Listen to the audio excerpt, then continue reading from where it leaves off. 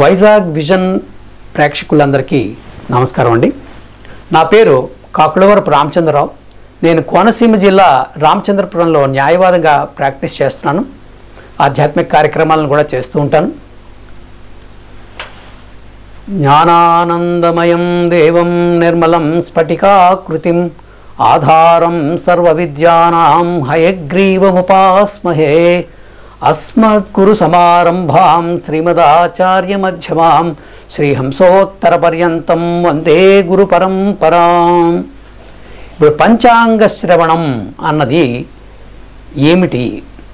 పంచాంగము అనగా పంచ అంగములు అనగా తిథి, వారం, నక్షత్రం, యోగం, కరణం. ఈ ఐదుతో కూడినటువంటి దాన్నే పంచాంగము అంటారు. అందువల్ల ఈ పంచాంగంలో ఉండేటువంటి ఈ 5 అంగములను ఈ ఉగాది నాడు విన్నవారికి సర్వ పాపాలు హరించి పుణ్యప్రదవులు అవుతారని చెప్పేసి వేదాల్లో చెప్తున్నారు. ఇప్పుడు ఈ 12 రాసుల యొక్క ఫలితాలు ఏమిటి ఈ సంవత్సరం శ్రీ క్రోధినామ సంవత్సరంలో చూద్దాం. ఈ 12 రాసుల్లోనూ ముందుగా వచ్చే మేషరాశి గురించి తెలుసుకుందాం. ఈ మేషరాశిలో అశ్వని 4 పాదాలు, భరణి 4 పాదాలు, కృత్తిక 1వ పాదం వస్తాయి. దీనిలో ఆదాయము 8, వ్యయము 14, రాజపూజ్యం 4, అవమానం 3గా ఉన్నది. ద్వితీయ స్థానంలో గురుడు యోగకారకుడుగా ఉన్నాడు. 11వ స్థానంలో శని వల్ల మిక్కిలి అనుకూలమైనటువంటి సమయం. పుత్రలాభం, కళత్ర సౌఖ్యం, ధనలాభం, ఇష్టార్థ సిద్ధి, అధికార సిద్ధి, కుటుంబ సౌఖ్యం. రాజకీయ నాయకులకు కొత్త పార్టీల్లో పొత్తులు లభిస్తాయి. ఉద్యోగాల్లో ముందంజ వేస్తారు. వ్యాపారాలకి అనుకూలమైనటువంటి కాలం. తరచుగా దూర ప్రయాణాలు వల్ల కుటుంబ ఖర్చులు పెరుగుతాయి. అశ్విని వారికి హఠాత్తుగా ఆనందకరమైనటువంటి సంఘటనలు ఉంటాయి. భరణి వారికి అవకాశానికి తగిన ధనం అమరుతూ ఉంటుంది. కృత్తిక వారికి శుభయోగమైనటువంటి కాలం. వీరి అదృష్ట సంఖ్య 9. తర్వాతగా వచ్చేటువంటి రాశి 2వ రాశి అయినటువంటి వృషభ రాశిని చూద్దాం. ఇందులో కృత్తిక 2, 3, 4 పాదాలు, రోహిణి 4 పాదాలు, మృగశిర 1, 2 పాదాలు వస్తాయి. దీనికి ఆదాయం 2, వ్యయం 8, రాజపూజ్యం 7, అవమానం 3గా ఉన్నది. ఈ రాశిలో గురు సంచారం వల్ల ఆశావాద దృక్పథంతో నూతన జీవనం ప్రసాదింపచేస్తోంది. వ్యవసాయ రంగంలో మంచి ఫలితాలు లభిస్తాయి. రైస్ మిల్లర్లకు, హోటల్ నిర్వాహకులకు, భవన నిర్మాణ వ్యాపారస్తులకు వారి విషయాల్లో రాణింపు ఉంటుంది. దశమ స్థానంలో శని సంచారం వల్ల కొంతమేర ఆశించిన ఫలాలను ఇవ్వదు. 3వ స్థానంలో కేతువు, 11లో రాహువు వల్ల ఆదాయ వనరులపై ప్రభావాన్ని చూపిస్తుంది. కృత్తిక వారికి శుభకార్యాలు కలిసి వస్తాయి. రోహిణి నక్షత్రం వారికి ఇతరుల దుష్ప్రవర్తన వల్ల కొద్దిగా ఇబ్బందులు ఏర్పడే అవకాశం ఉంది.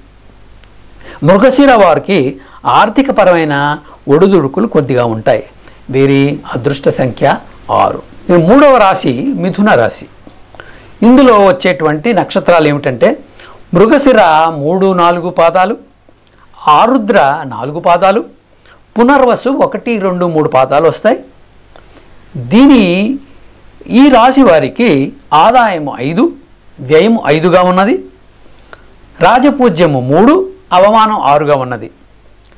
శుభకార్యాలకి వీరు ధనాన్ని వ్యయం చేస్తారు. సంఘంలో గౌరవము బాగా దక్కుతుంది. ఇంట్లో శుభకార్యాలను చేస్తారు. వ్యక్తిగతంగా అభివృద్ధి చెందుతారు. వ్యాపారస్తులు కొత్త మార్గాలలో వ్యాపార విస్తరణ చేసే అవకాశాలు ఉన్నాయి. విద్యార్థులకు చాలా అనుకూలమైనటువంటి కాలం. రాజకీయ రంగం వారికి, ఫైనాన్స్ రంగం వారికి సామాన్య ఫలాలు వచ్చే అవకాశం ఉంది. నిరాశని అధిగమించినచో సకల కార్యాల్లోనూ జయం కలిగేటువంటి అవకాశాలు అందరికీ ఉన్నాయి. మృగశిర వారు కష్టించి పనిచేసి పేరు ప్రఖ్యాతులు పొందుతారు. పునర్వసు వారు ఉత్తమమైన గుణములు ఉండుట చేత ఇతరుల చేత ప్రశంసింపబడతారు.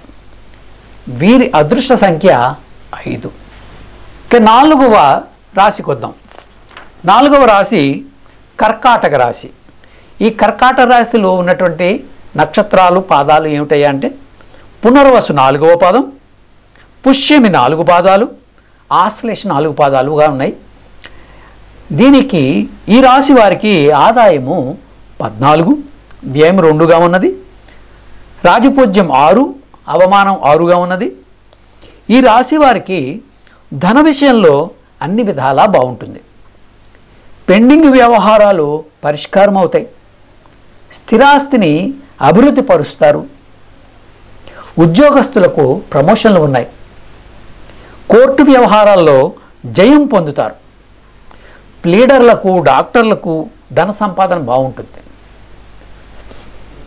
గృహంలో వివాహాది శుభకార్యాలు చేస్తారు. వ్యవసాయదారులకు పంట దిగుబడి చాలా బాగుంటుంది. పెట్టుబడులు ఎక్కువగా అవుతాయి, అయినప్పటికీ వారికి దిగుబడి చాలా బాగుంటుంది. నిరుద్యోగులకు ఉద్యోగ అవకాశాలు కొంచెం ఆలస్యంగా అయ్యేటువంటి అవకాశం ఉంది. వ్యాపారస్తులకు లాభసాటిగా ఉంటుంది. రాజకీయ నాయకులకు వారికి గౌరవ మర్యాదలు దక్కుతాయి. ఈ రాశివారు శని జపం, నువ్వుల దానం, శని స్తోత్రం చేయడం వల్ల, అష్టాదశ పీఠాలని దర్శించడం వల్ల మంచి కలుగుతుంది. వీరి అదృష్ట సంఖ్య 2. తర్వాత వచ్చే 5వ రాశి సింహరాశి. ఈ సింహరాశిలో ఉండేటువంటి నక్షత్రాలు పాదాలు చూద్దాం. మఖ 4 పాదాలు, పుబ్బ 4 పాదాలు, ఉత్తర 1వ పాదం దీంట్లో వస్తాయి. వీరికి ఈ సింహరాశి వారికి ఆదాయం 2, వ్యయం 14గా ఉన్నది. రాజపూజ్యం 2, అవమానం 2గా ఉన్నది. ఈ రాశి వారికి అన్ని విధాల అనుకూలంగా ఉంటుంది. ధన గౌరవాదులకు లోటు ఉండదు. ఉన్న స్థానాలను విడిచి వేరొక స్థానాలకి వెళ్ళడం జరుగుతుంది. స్థిరాస్తిని అభివృద్ధి చేస్తారు. విద్యార్థులకు శ్రమకు తగిన ఫలితం ఉంటుంది. ఉద్యోగులకు కోరుకున్న ప్రాంతాలకు ట్రాన్స్ఫర్స్ అవుతాయి. అన్ని విధాల అనుకూలమైనటువంటి కాలంగా చెప్పవచ్చు. రుణభారం కూడా తగ్గుతుంది.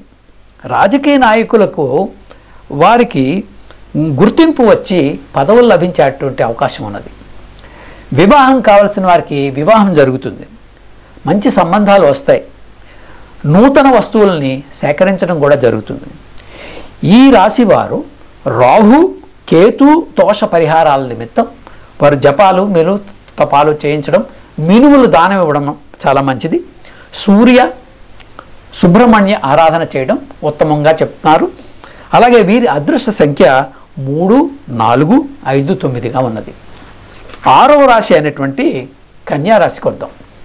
ఈ కన్యా రాశి వారికి ఇందులో ఉన్నటువంటి నక్షత్రాలు ఏవయ్యా అంటే ఉత్తరాభాద్ర 2, 3, 4 పాదాలు, హస్త 4 పాదాలు, చిత్త 4 పాదాలు వస్తున్నాయి.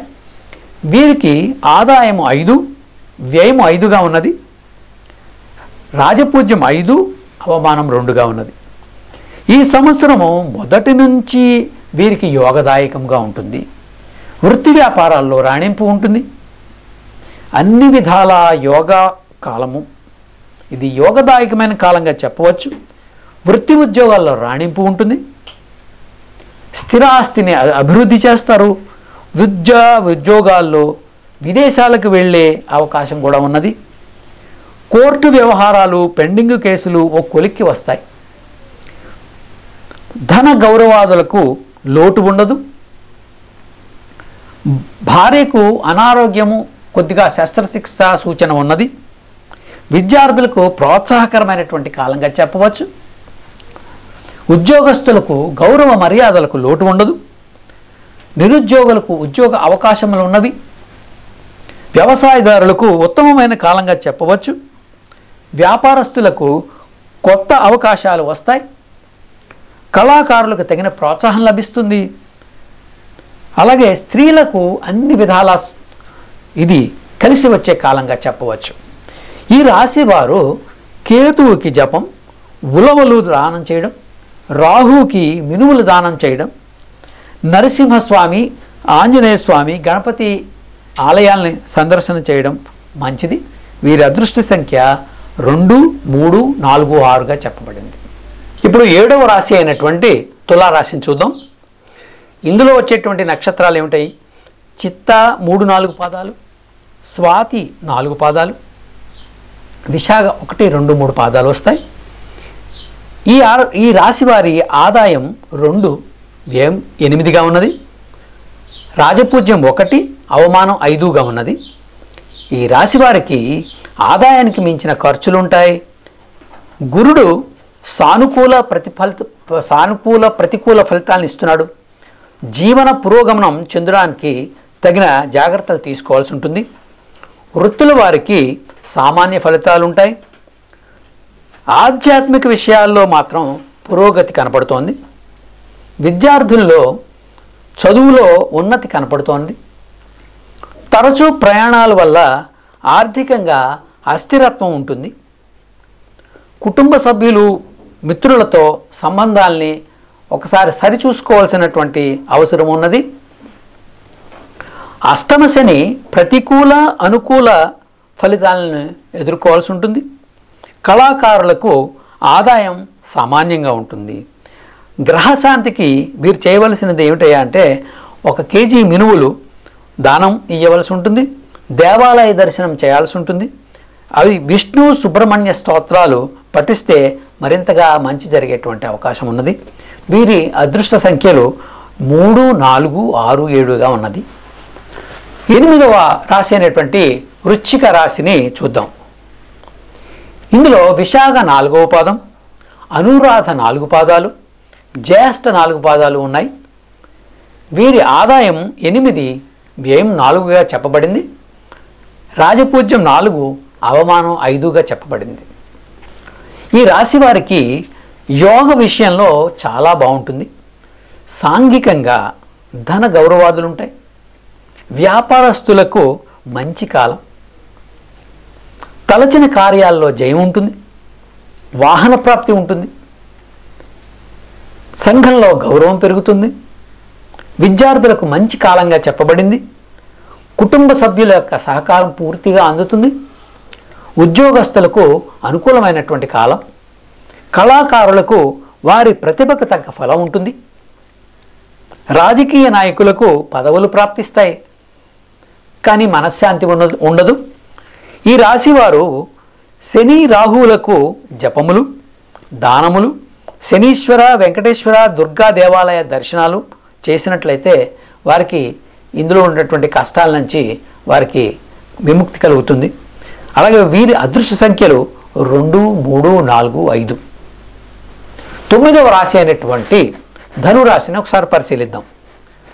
ఇందులో ఉండేటువంటి నక్షత్రాలు మూల 4 పాదాలు, పూర్వాషాఢ 4 పాదాలు, ఉత్తరాషాఢ 1 పాదం ఉన్నది. వీరి ఆదాయము 11, వ్యయము 4, రాజపూజ్యం 7, అవమానం 5. ఈ రాశి వారికి శుభాశుభ ఫలాలు ఉంటాయి. ఆదాయానికి మించిన ఖర్చులుంటాయి. ఉద్యోగులకు ఇష్టం లేని ప్రాంతాలకు ట్రాన్స్ఫర్లు ఉంటాయి. విద్యార్థులు కష్టపడితే కానీ ఫలితాన్ని ఆశించలేరు. వ్యవసాయదారులకు వాతావరణం వల్ల పంట నష్టం ఉన్నది. ప్రతి చిన్న విషయంలోనూ కుటుంబ సభ్యులతో మనస్పర్ధలు ఏర్పడేటువంటి అవకాశం ఉన్నది. వ్యాపారస్తులకు తగిన ఫలం అందదు. ఊహించినంత లాభాలు రావు. కళాకారులకు తగిన ప్రోత్సాహం లభిస్తుంది. స్త్రీల వివాహ విషయంలో ప్రయత్నాలు అంతగా ఫలించవు. ఈ రాశివారు గురు, రాహు, కేతువులకు జపదానాదులు, అష్టాదశ పీఠాల దర్శనం, సుబ్రహ్మణ్య దర్శనం లాభిస్తుంది.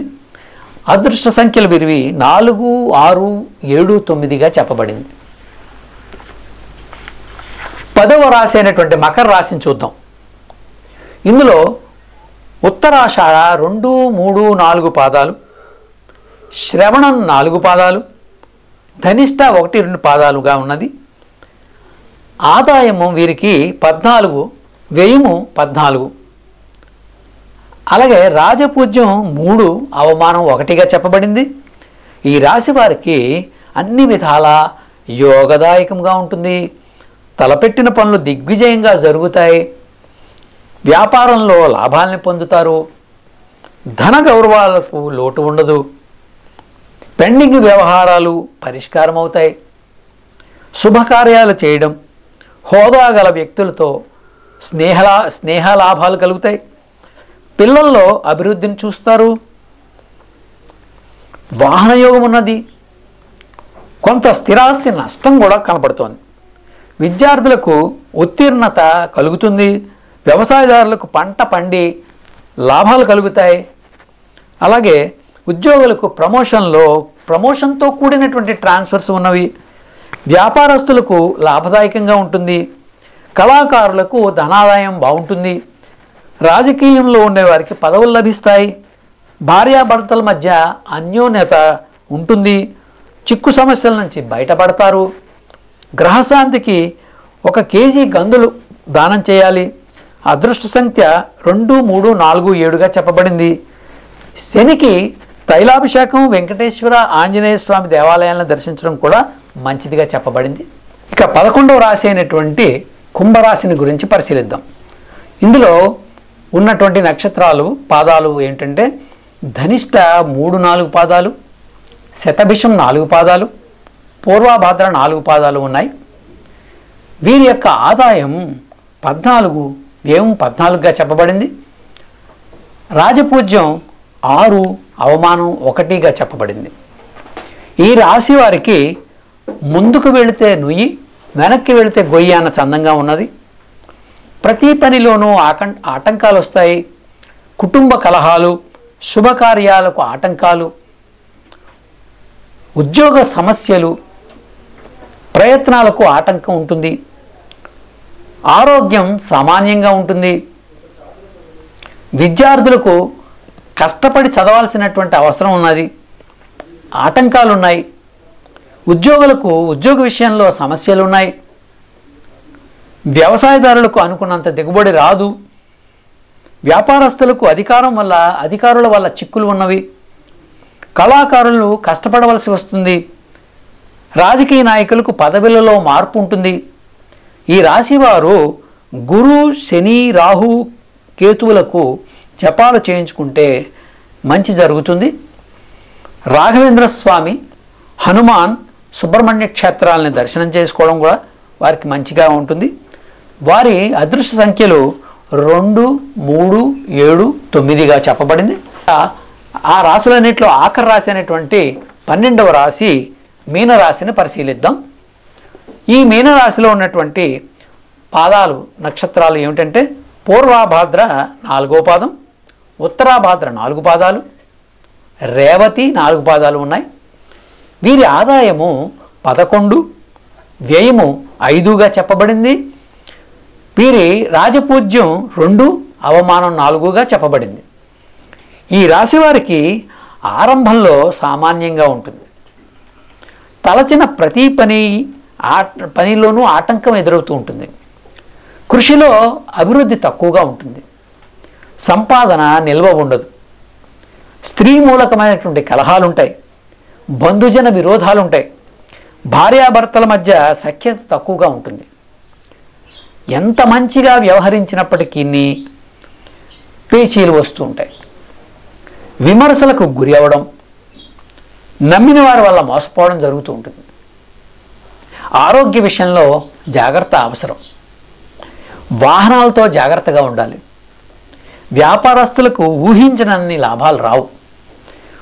ఉద్యోగస్తులకు ఇష్టం లేని స్థలాలకి ట్రాన్స్ఫర్లు అవుతాయి. వ్యవసాయదారులకు ఆశించినంత దిగుబడి ఉండదు. కళాకారులకు ప్రోత్సాహము, గుర్తింపు తగినంతగా రాదు. శ్రమకు తగ్గ ఆదాయం ఉండదు. రాజకీయ నాయకులకు కొత్త సమస్యలు ఎదురవుతాయి. స్త్రీలకు వివాహం ఆలస్యంగా జరుగుతుంది. కీళ్ల నొప్పులు వంటి అనారోగ్య సమస్యలు ఉండేటువంటి అవకాశాలు ఉన్నాయి. అందువల్ల ఈ రాశి మీనరాశి వారు శనివారం నాడు నువ్వుల దానం, 1 కేజీ పెసలు దానం చేస్తే మంచిది. అలాగే వారి ఇష్టదేవతారాధన, వారి ఇష్టదేవత దేవాలయాల సందర్శన చేయడం మంచిది. వీరి అదృష్ట సంఖ్యలు 2, 3, 4, 5గా చెప్పబడింది. ఈ 12 రాశుల యొక్క ఫలితాల గురించి మనం ఈ పంచాంగ శ్రవణం ద్వారా తెలుసుకున్నాం కదా. అయితే మనం ఇవి మన వ్యక్తిగత జాతక చక్రాలు కూడా ప్రభావితం చాలా బాగా చేస్తాయి. అందువల్ల ఏంటంటే మనం సానుకూల దృక్పథంతో వెళ్తూ ఆధ్యాత్మిక పరిణితి తీసుకుని దాని ద్వారా అభ్యున్నతి పొంది మనం మంచి ఫలితాలని తెచ్చుకోవచ్చు. అందుకనే దైవ జ్ఞానం, అలాగే మనకి దైవ దర్శనం, ఈ జపదపాల ద్వారా ఈ ఉండేటువంటి దోషాలన్నీ పరిష్కారం చేసుకోవచ్చని మనకి పెద్దలు చెప్పారు. కాబట్టి ఇవి మనకి ఎప్పుడు కూడా సానుకూలమైనటువంటి ఫలితాలని ఇస్తాయి. కాబట్టి ఈ రోజున మీ అందరికీ ఈ ఫలితాలని మీకు అందించినందుకు ఈ రోజున ఈ క్రోధి నామ సంవత్సర ఉగాది నాడు మీ అందరికీ మరొకసారి శుభాకాంక్షలు తెలుపుకుంటూ మీ అందరి దగ్గర సెలవు తీసుకుంటున్నాను. నమస్కారం.